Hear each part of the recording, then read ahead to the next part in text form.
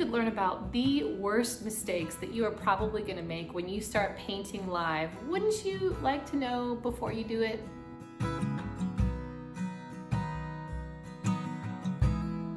Welcome to Celebration State, where we help Christian creatives to grow in their creativity and in their love for God. I have been painting live at churches for quite some time, and it is an amazing growing and stretching process. And it is a process, it is a journey that you kind of just have to surrender to. But I wanted to let you know what are some of the things that I've learned along the way, some big mistakes to avoid. So let's talk about them. The first mistake is not coming prepared. Now, it would be amazing and wonderful if the Holy Spirit would just utterly take over us when we come to make art live for Him in some sort of church setting. But what happens more often than not is He actually partners with you, and He uses all of your skill that you've developed over time. He uses all of the preparation that you put into that process, and He works with you to create something that will bless the people that are there. So this involves spiritual preparation and also material preparation, and putting that together with having a plan for what you're going to make. If you aren't prepared for those things, that is not going to be good. This could end in ruins, you guys. The other big mistake that I see people making is assuming that a pastor is going to give you a platform from which to share the message behind your painting and the painting itself. You may just be painting somewhere, not on stage, and then when the service is over, that's it. And if people come up to talk to you about it, then great. No people may come up to talk to you about it, and if that happens, then that's great too, that's fine. Maybe you're just there to be obedient to God and to practice that skill over and over again, and that's okay if that's the case. So don't get frustrated and just twisted up inside by the expectation that's not fulfilled of having some sort of amazing platform from which to share your work.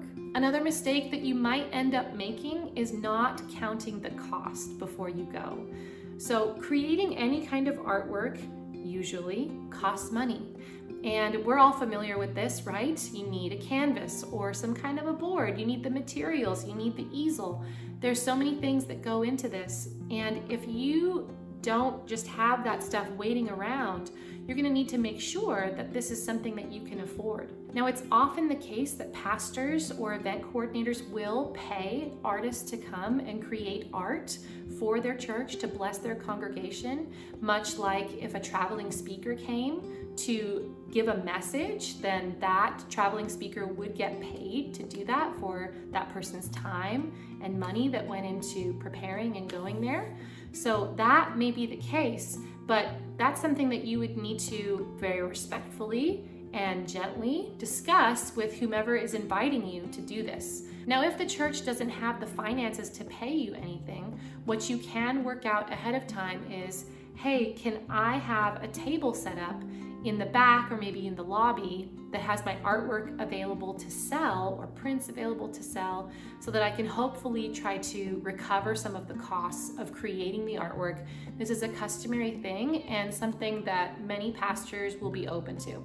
The next mistake that you might end up making is not considering the environment in which you're going to be painting. Now, this is physical, but also emotional and spiritual. So the physical aspect of this is find out if there's lighting where you're going to be painting, because many churches will turn off their lights during the worship service, which is the prime time to be painting your artwork. And so if they don't have lights on where you're going to be creating artwork, you're going to need to bring something. The other element, the emotional, the spiritual element, is that it is probably going to feel weird to create artwork in front of all those people for you unless you've been doing that before. So this is going to be different from your studio environment when you have hours of time all by yourself in seclusion to create this amazing detailed piece of artwork. Expect this painting process to look different from how you would normally create things in your studio. There's going to be a lot of letting go in this process for you, and there's going to be a lot that you're going to maybe need to battle through if being in front of people is not something that you're comfortable with already. If you want to learn more about this, I made a whole playlist about how to make art with God, and you can find that playlist by clicking the link above my head right now.